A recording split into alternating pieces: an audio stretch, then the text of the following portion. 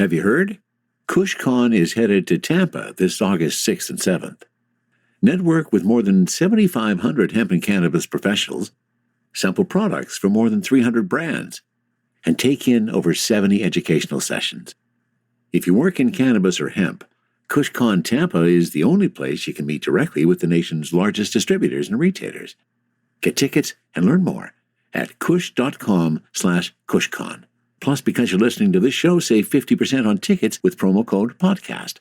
Again, that's kush.com/Kushcon.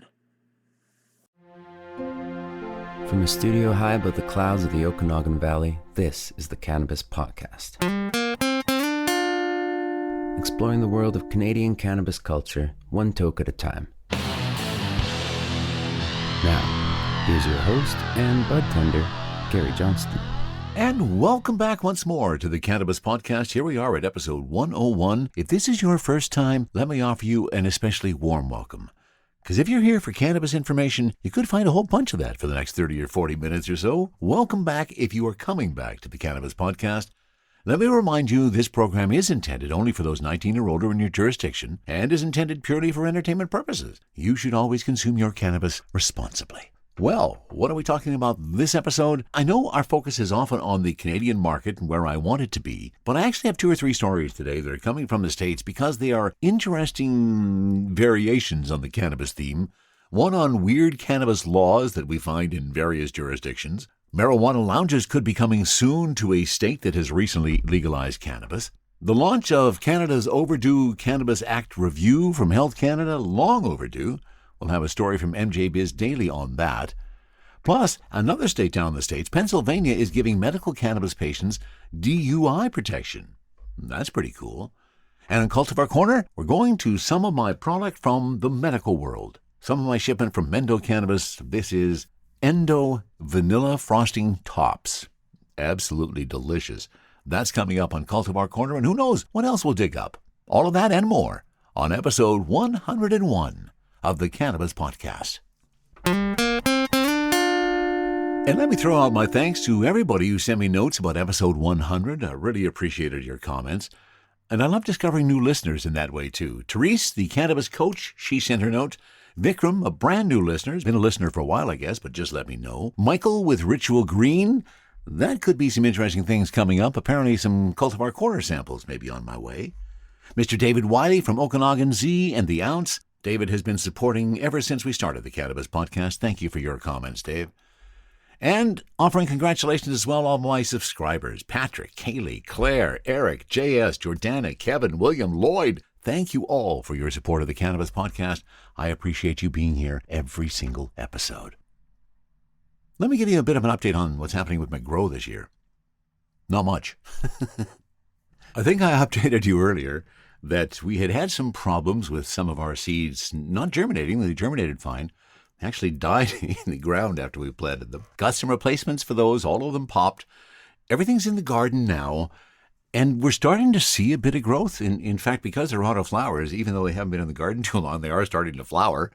Not quite enough growth on them in my mind, but we'll see what happens. This has been an interesting year from growing our cannabis. Not quite the year I had hoped for. I'll give you a full detail once we hit the end of the year and we do our harvesting and let you know about all the details that happened this year in the grow. Not quite what we were hoping for. From the cannabis-infused studio in the clouds, this is the Cannabis Podcast. Well, we've already talked about the fact that we have some pretty bizarre cannabis laws. Just some of the weird rules that we're not allowed to do or not allowed to say or not allowed to talk about or any of those things. And since my son Ian brought up the whole cannabis infusion, let me tell you I am infusing myself today. This is some sour sativa, giving me the impetus to get going today. So here are 8 marijuana laws that are so strange, you have to read them to believe them. And this is from 420 Intel. Marijuana laws are changing more rapidly than ever as individual states navigate their paths towards or away from legalization. 38 states have legalized marijuana to some degree, which is a heap more than just a few years ago. While this may be great news for cannabis activists and enthusiasts, legalization means something different to some degree in just about every state. With marijuana legalization occurring on a state level rather than a federal level, there's room for all sorts of variations in cannabis law. While many laws make sense for each particular state, some jump out as a little bizarre. Some laws are just flat out strange. Here's a list of 8 crazy marijuana laws you can't help but laugh at, even though they are very much real. Michigan uses an outdated marijuana spelling. When the state of Michigan legalized marijuana, they took a historical and very outdated approach. The state refers to marijuana as marihuana,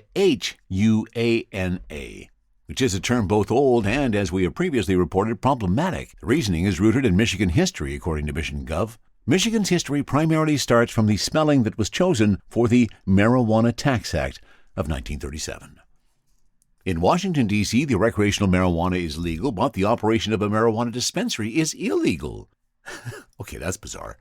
Several years ago, entrepreneurs found crafty ways of selling weed at speakeasy-style retail stores, from clothing sales with weed attached to gym memberships that come with a marijuana in their workout programs. More and more storefronts have popped up.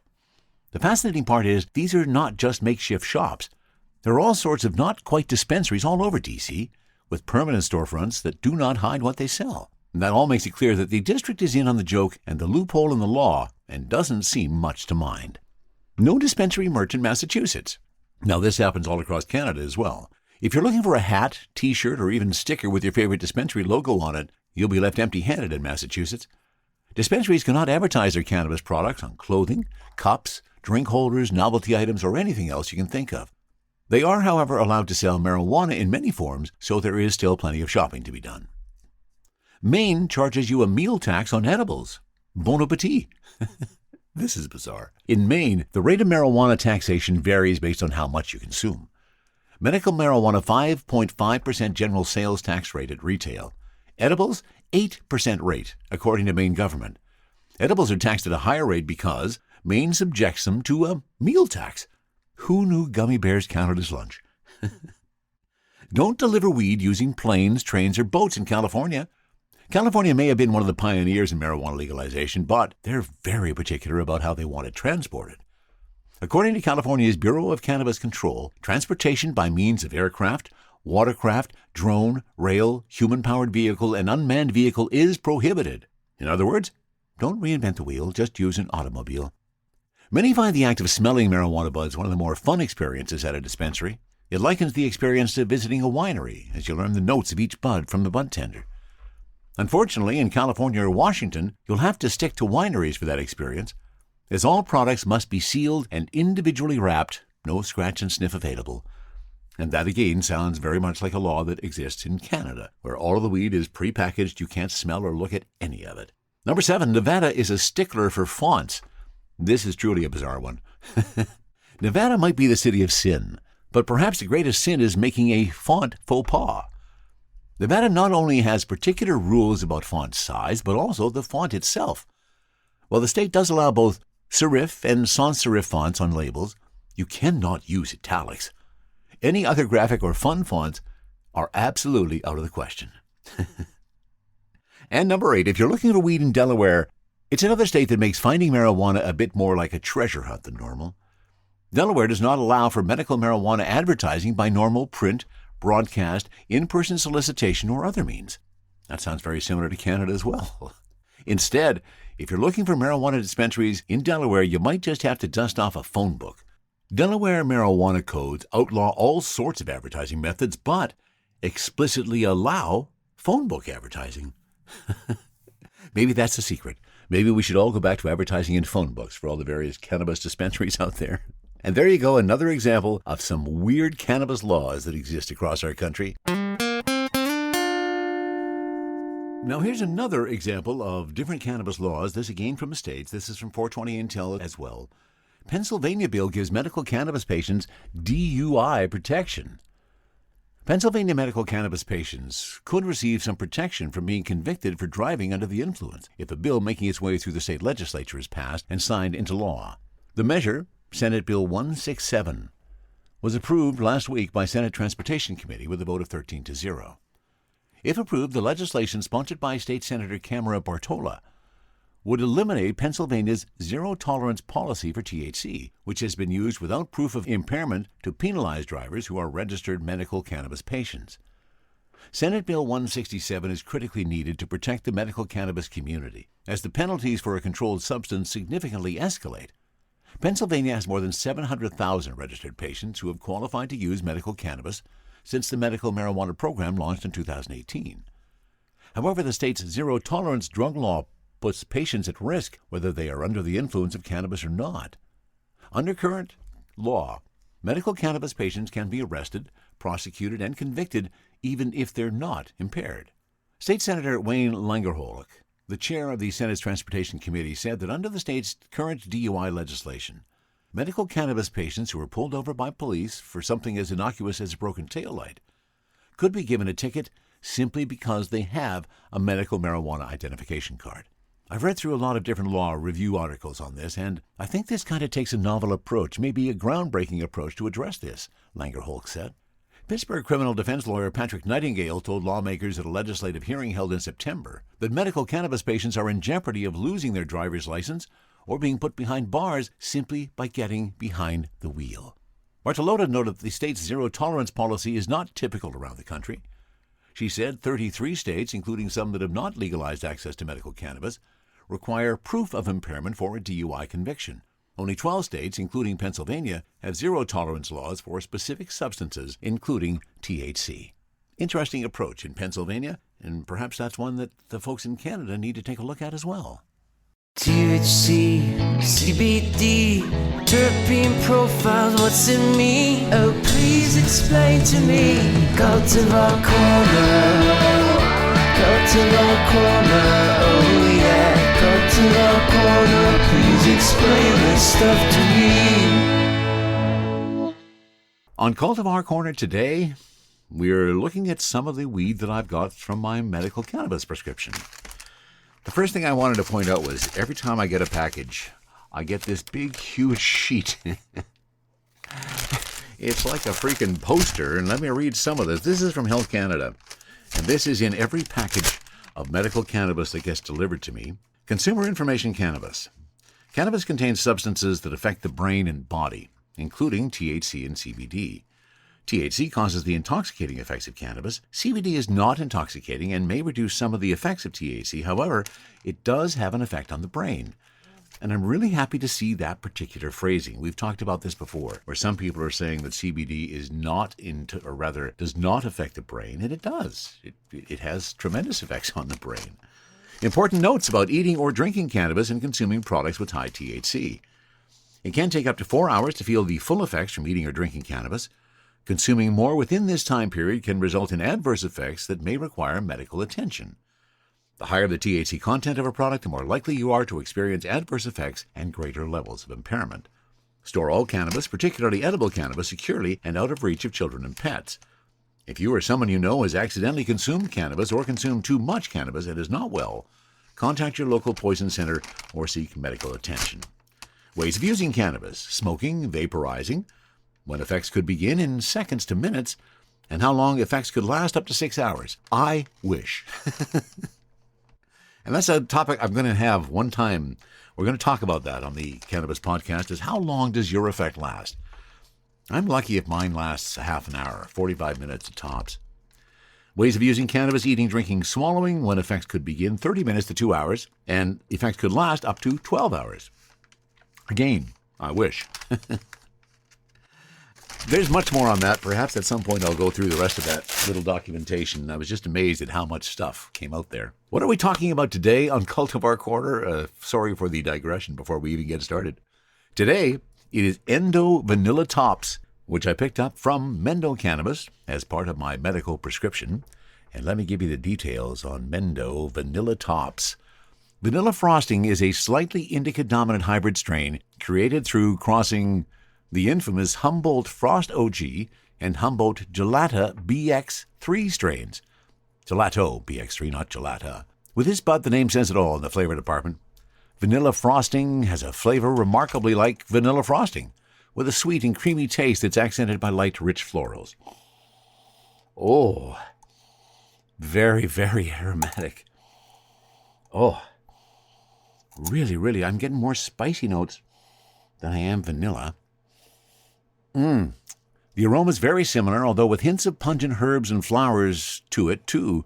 The vanilla frosting high is just as delicious as the flavor. With happy and relaxing effects, it will activate the mind while relaxing the body. You'll feel the lift settle in at the onset of the high, filling your mind with a sense of happy Something's in the way there. Something's in my way. Get rid of that. With a sense of happy creativity and focus that has you ready to tackle artistic tasks at hand, like creating a Cultivar Corner. That's my creative task at hand. A light physical relaxation accompanies a cerebral boost, keeping you anchored as your mind flies higher and higher. With these long-lasting effects and flavor, vanilla frosting is often chosen by medical cannabis users to treat those suffering from conditions such as chronic fatigue, ADD or ADHD, depression, chronic stress and headaches, or migraines, or in my case, some asthma. Or asthma? I didn't create asthma. And now I can't think of the word. Problems with my knuckles. Arthritis. It's the first morning of my holidays, so that explains why I'm a little haphazard today. I have I have the Crafty Plus ready to go. This, believe it or not, this is my first stoke of the day. I am not high as of this moment. You may be disputing that, but trust me, it is in fact the case. I haven't smoked anything today, and I wanted to do this for our little look at Endo Vanilla Tops, or vanilla frosting, goes by a number of different names. I just love the aroma of it. Let's take out the jeweler's loop. This was the other nice thing about it, some really nice tops. You saw my new scale as we looked at the weight of this. Well, guess what? Got a new jeweler's loop. The other one kind of gave up the ghost and wasn't working anymore, so I picked this one up fairly cheap, and I'm really happy with this guy. It has both 30 and 60 plus, and oh my. Wow, this really rocks the purple when you bring it up close. That purple is so purple it almost looks black. And then what are the frosting tops? Lots of trichomes. Oh, trichome fields, incredible. Frosty. Not seeing a lot of amber. More milky, but really quite delightful. I like the new jeweler's loop. We'll give these 60 magnification to try later. So there you go. There is Vanilla Tops Frosting by Endo. Got the joint ready. Got the vaporizer ready. I think I'm ready to see if I'm going to get a high off of this. Vanilla Frosting Tops by Endo.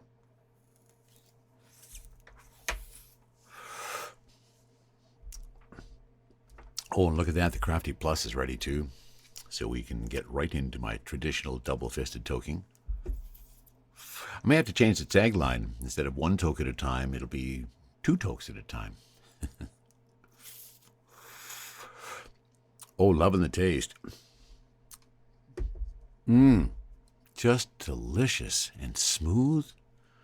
Nice white ash coming off of that. Not seeing any black happening. Oh, and there's that high coming to my eyes. A little bit of happy eyes developing. Now let's get the vaporizer out and see what this stuff tastes like.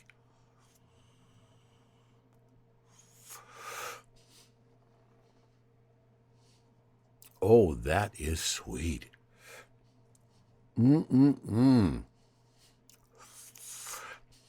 They're saying a sweet and creamy taste accented by light, rich florals.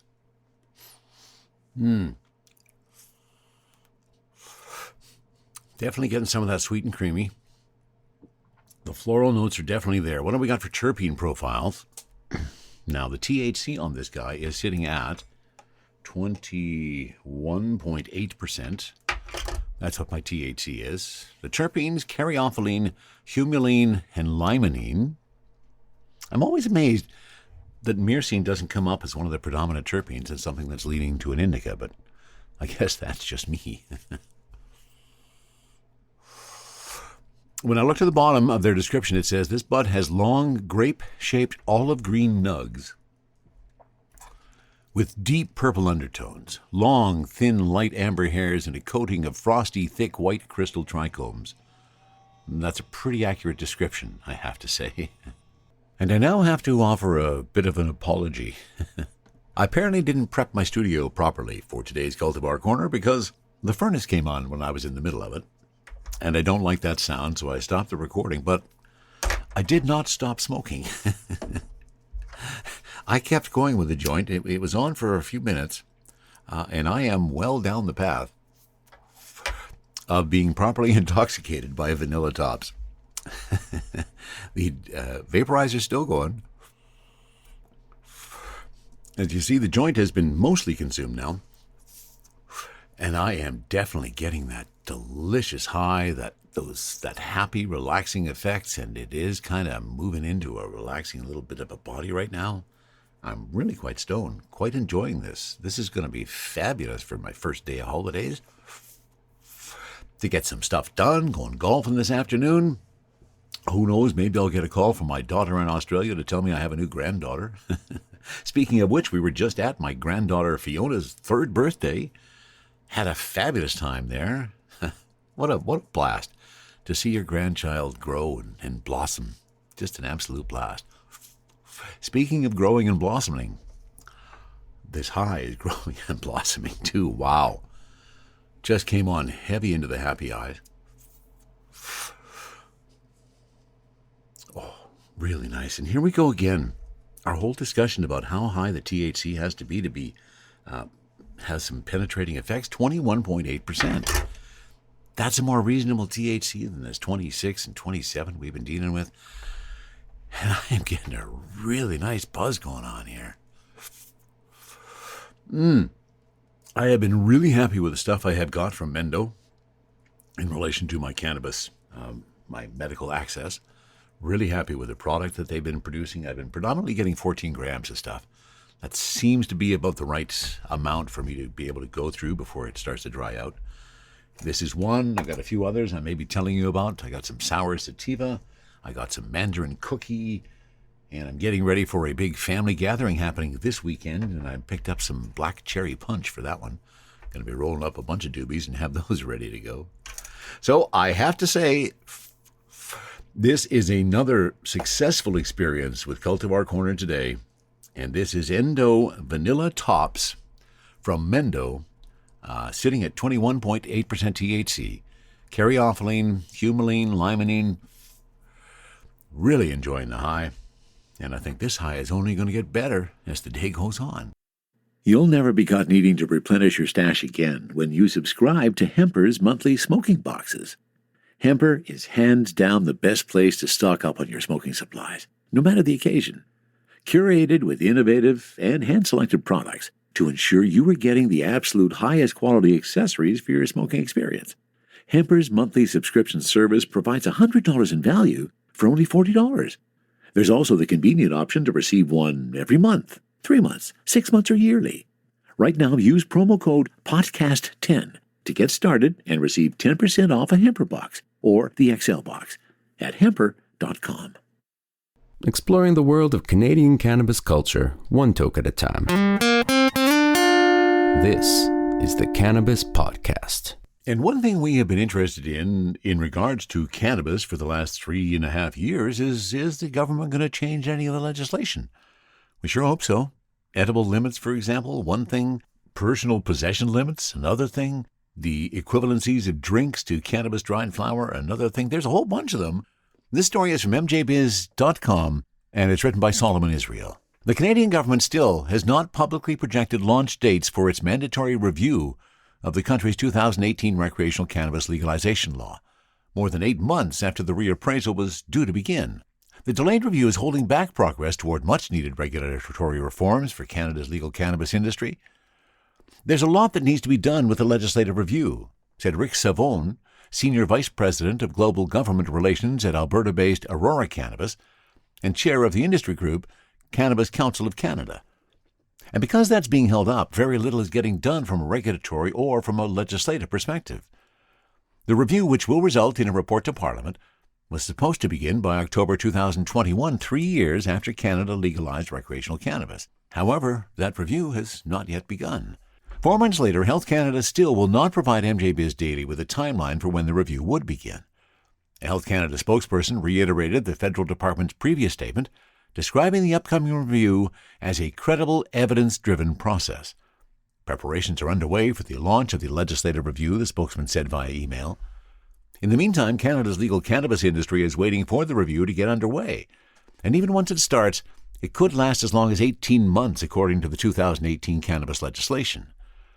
All the players are waiting to see what happens with the statutory review to be able to make the improvements that are required.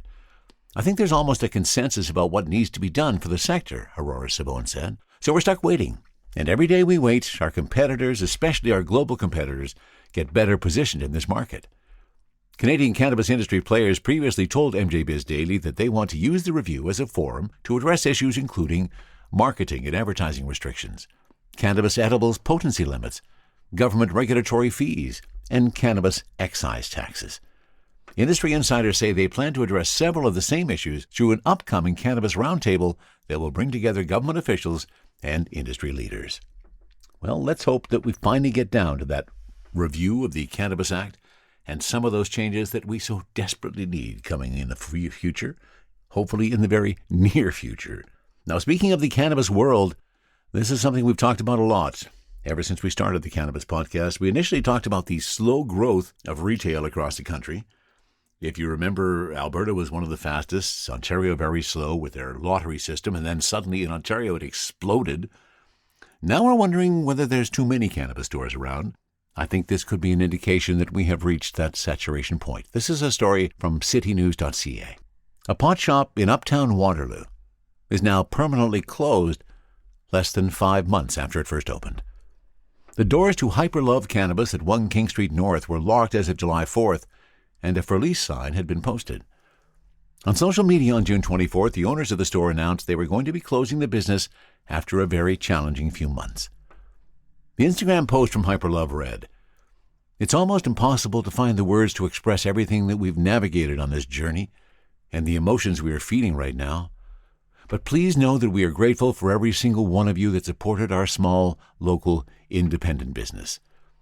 The cannabis store was broken into on February 22nd, which was just 10 days after it held its grand opening. It had to close for several weeks because of the substantial losses. Another weed retailer on King Street North in uptown Waterloo, Honey Pot Cannabis, also recently closed its doors permanently. So I think it has begun. We're starting to see the decline of the number of cannabis stores. The markets just can't support the saturated markets. We're seeing that here in the Okanagan now with, I think we got about 20 stores open. Things are getting a little slower. It's a challenging business to be in, and I don't relish the idea that more and more of these stores are going to close, but I think the reality is the market has to even itself out. We can't support the number of cannabis stores that are out there currently, so I don't know what the answer is, but there has to be some change in the future. And speaking of change for the future, we've had some discussion already on the Cannabis Podcast about consumption lounges. In fact, we talked about them back in April, in fact, 420, when the BC Cannabis Summit was held here at the Hotel El Dorado, and everybody was up on the roof in a fantastic cannabis consumption lounge. That's kind of where we want to go. Well, we're heading back to 420intel.com for another story, this on Nevada, and the Nevada Cannabis Compliance Board approves the sale of cannabis consumption lounges last Tuesday. Marijuana lounges could open in Nevada as soon as this year. These locations would allow adults over the age of 21 to openly use marijuana products in a social setting. Today, the Nevada Cannabis Compliance Board, CCB, voted unanimously to approve regulations surrounding the licensing and operation of cannabis consumption lounges. The statement then explains that the approval of these regulations followed a months-long process where details were discussed in over 15 public meetings and workshops. Per the CCB, the first licenses will be handed out in the fall, allowing for lounges to open near the end of the year. Marijuana lounges were legalized last year when lawmakers approved a bill and created 2 possible licenses. There's one for retail cannabis consumption lounges, where products can be purchased and consumed, and another for independent cannabis consumption lounges, which sell single-serving and ready-to-consume products. Nevada appears to be the state leading the charge in terms of cannabis lounges, creating an environment similar to that of a bar. Instead of having people bring their cannabis to a space where it can be consumed, these lounges serve as a place to purchase and consume. The law would allow expanding the idea of cannabis lounges, allowing a variety of businesses to sell weed in Nevada. Marijuana could soon be sold in restaurants, workout studios, and massage parlors. Alaska and Colorado already have cannabis lounge regulations, although they're not as free as Nevada's. New York's legislation laws also mention locations where cannabis can be consumed publicly. And let's hope that cannabis consumption lounges is something we see come to the fore in British Columbia here very soon. Supposedly, the report is going to be out by the end of the year, and I hope that paves the way for cannabis consumption lounges sometime in our near future. From a studio high above the clouds of the Okanagan Valley, this is the Cannabis Podcast. And let's truly celebrate the weed, shall we? I think we need a little bit of inspiration. I was inspired by my recent trip over this last weekend, where, as I mentioned, we went to my granddaughter's third birthday party. Little town on the Kootenays that has a little tiny cannabis store, and I popped in a few times, and one of the cutest sayings I saw was in the front of their store, and it was, "I'm not as think as you stoned I am." Now think about that for a moment. Especially if you're stoned. Really think about that for a moment. And because of that inspiration, "I'm not as think as you stoned I am," I thought, let's finish off with some weed quotes to lift your stoner spirits. And this is from everydaypower.com. Impress your friends at your next smoking session with these insightful weed quotes and hilarious cannabis quips. If you're searching for the perfect words to describe your love for cannabis, look no further than these weed quotes and marijuana musings. These quotes beautifully illustrate the power, joy, and sense of community found when smoking weed. I've always loved marijuana. It's been a source of joy and comfort to me for many years, and I still think of it as a basic staple of life, along with beer and ice and grapefruits, and millions of Americans agree with me. Hunter S. Thompson. Why is marijuana against the law? It grows naturally upon our planet. Doesn't the idea of making nature against the law seem to you a bit unnatural? Bill Hicks. Many artists and writers have used cannabis for creative stimulation, from the writers of the world's religious masterpieces to our most irreverent satirists. Jack Herrera. When you smoke the herb, it reveals you to yourself. Bob Marley. It really puzzles me to see marijuana connected with narcotics, dope, and all that crap. It's 1,000 times better than whiskey. It's an assistant, a friend. Louis Armstrong. The illegality of cannabis is outrageous. An impediment to full utilization of a drug which helps produce the serenity and insight, sensitivity, and fellowship so desperately needed in this increasingly mad and dangerous world. Carl Sagan. Some of my finest hours have been spent on my back veranda, smoking hemp and observing as far as my eye can see. Thomas Jefferson. I got high and forgot I wasn't supposed to get high. Ricky Williams. Of course I know how to roll a joint. Martha Stewart. That is not a drug. It's a leaf. Arnold Schwarzenegger. Even if one takes every reefer madness allegation of the prohibitionists at face value, marijuana prohibition has done far more harm to far more people than marijuana ever could. William F. Buckley, Jr. Marijuana is quite possibly the finest of intoxicants. It has been scientifically proven for decades to be much less harmful to the body than alcohol when used on a regular basis. Nick Offerman. Is marijuana addictive? Yes, in the sense that most of the really pleasant things in life are worth endlessly repeating. I like that approach. Alcohol and marijuana, if used in moderation, plus loud, usually low-class music, make stress and boredom infinitely more bearable. Kurt Vonnegut. I think that marijuana should not only be legal, I think it should be a cottage industry. It would be wonderful for the state of Maine. There's some pretty good homegrown dope. I'm sure it would be even better if you could grow with fertilizers and have greenhouses. Stephen King.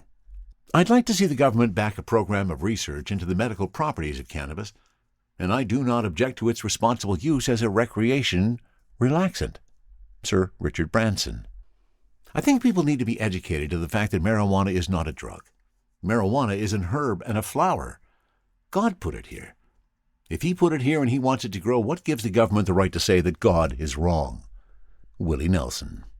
I don't consider weed to be any worse than having a beer. James Franco.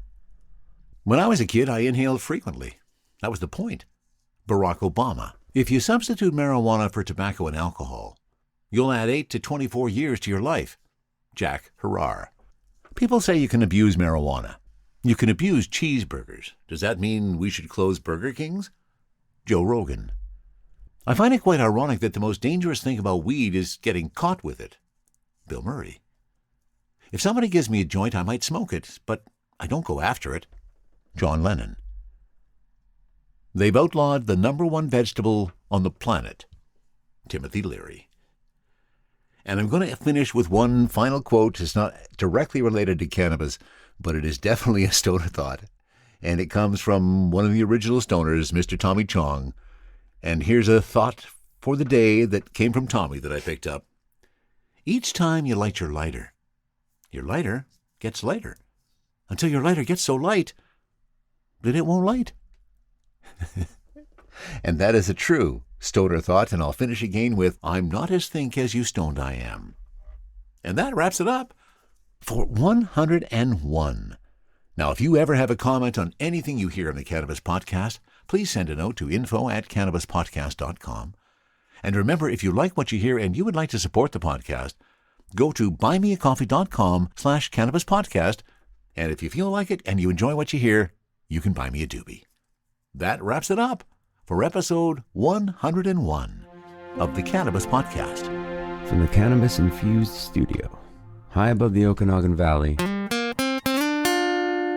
this was the Cannabis Podcast.